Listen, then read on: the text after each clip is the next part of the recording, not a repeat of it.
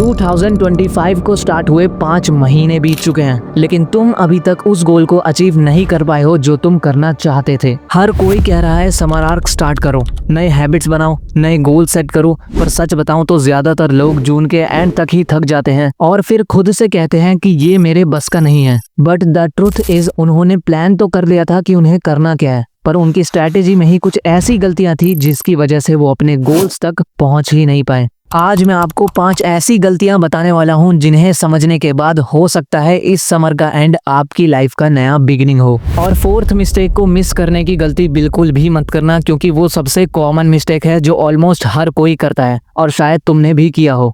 तो चलिए शुरू करते हैं। मिस्टेक नंबर 1 से अनरियलिस्टिक रूटीन। हम सब ने अपनी लाइफ में कभी ना कभी एक ऐसा रूटीन तो बनाया ही होगा कि सुबह 5 बजे उठना, 2 घंटे पढ़ना, वर्कआउट करना, डीप वर्क करना, बिना 1 सेकंड भी वेस्ट किए प्रोडक्टिव रहना। लेकिन कुछ दिनों बाद सब खत्म और हम वापस वहीं पहुंच जाते हैं जहां से हमने स्टार्ट किया था।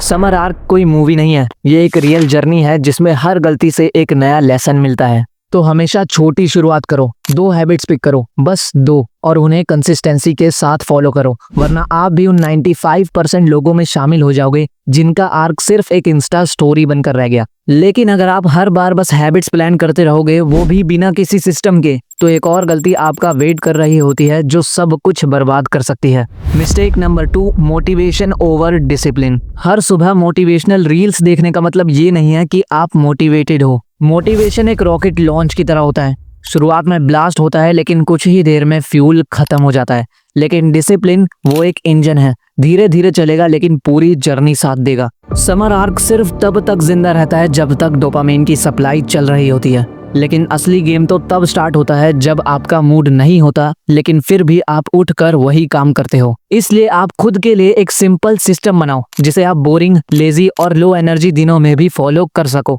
वरना मोटिवेशन आपको स्टार्ट तो करवा देगा लेकिन डिसिप्लिन ही फिनिश लाइन तक ले जाएगा। और जब आप एक सिस्टम पे काम करने लगते हो तब एक और इनविजिबल ट्रैप सामने आता है, सब कुछ शेयर करने की जल्दी। Mistake number 3, sharing too early.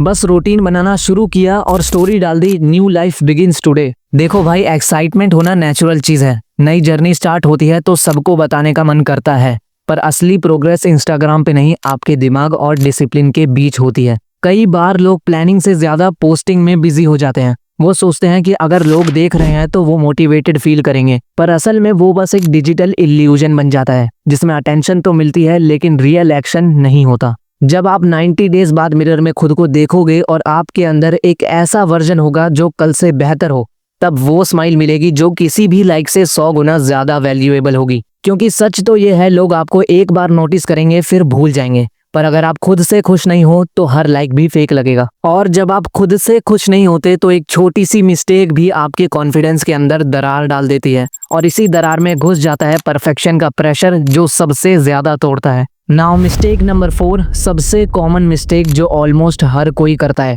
Expecting every day to be perfect. क्या कभी आपने कैलेंडर पे एक रेड क्रॉस लगाया या फिर एक हैबिट ट्रैकर बनाया? नहीं ना।